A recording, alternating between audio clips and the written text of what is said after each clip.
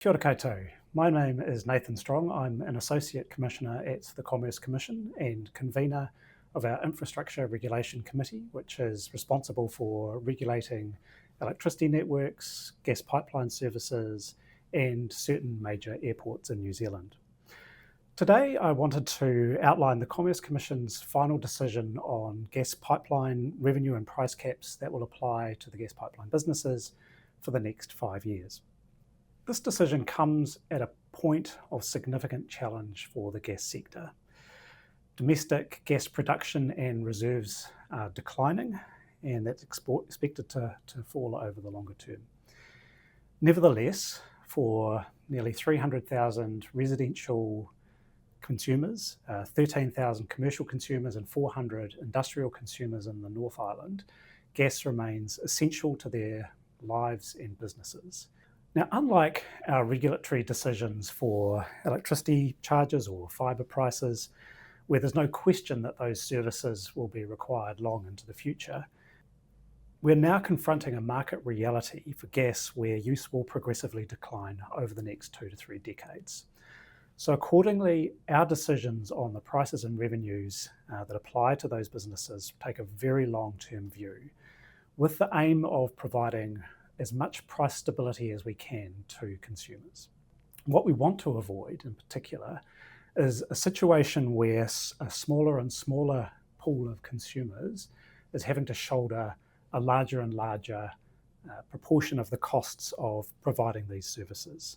So it's a balancing act. We need to make sure that the businesses earn sufficient revenues to cover their costs, to incentivise them to continue to provide their services in a safe and reliable manner, but at the same time make sure that prices remain reasonable for consumers. So our core message is that this decision is really about trying to strike that right balance. Another important part of our decision too is that we have retained existing quality standards that apply to the businesses so that they continue to provide reliable and safe supplies. Now, in reaching our decision, there are 3 critical inputs. So the first is the amount of capital that we think the businesses should invest in their networks.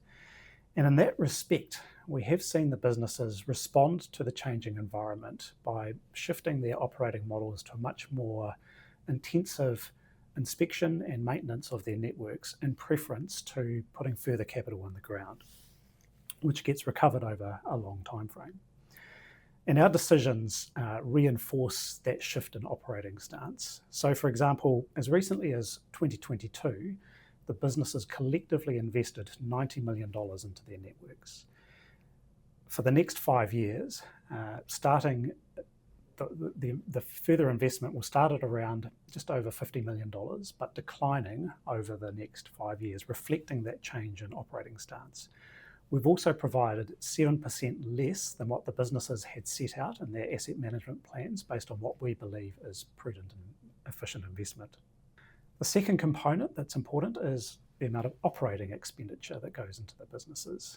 And again, we've set the allowance at around about 5% less than what's set out in their asset management plans, but operating expenditure levels overall will remain fairly consistent with what we've seen in the recent past. The third core component of our decision is how we allow for the depreciation of assets that they have in the business. So in the last reset, we started a process where we brought forward the speed at which the businesses depreciate their assets.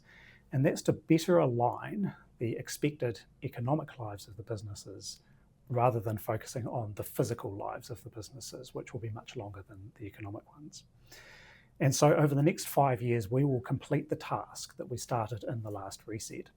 That means slightly higher prices in the short term, but that has a benefit to consumers in the long term by reducing the burden on future consumers. And it's also important in terms of encouraging the businesses to continue to invest in their businesses. So the impacts on consumers. For most residential consumers in the North Island, their total bills will increase from the 1st of October by around 2 to 3% due to the pipeline part of the bill. And that will be followed by relatively flat real prices over the remainder of the 5 years. For consumers on Vector's Auckland gas network, they will see a cumulative increase of around about 8% over the next 3 years. And we've spread the increase over 3 years to try and soften the impact. Now, although those Auckland consumers will see a higher relative price increase, it's important to note that in the Auckland region, they start from a lower base, and so we expect by the end of that 3 years, consumers in Auckland will be paying roughly what are paid around the rest of the North Island. A further important part of our final decision is around how we manage the risk of future supply shocks. Now, we hope that those won't happen, but what we've done is introduce a demand variation mechanism to better manage that risk.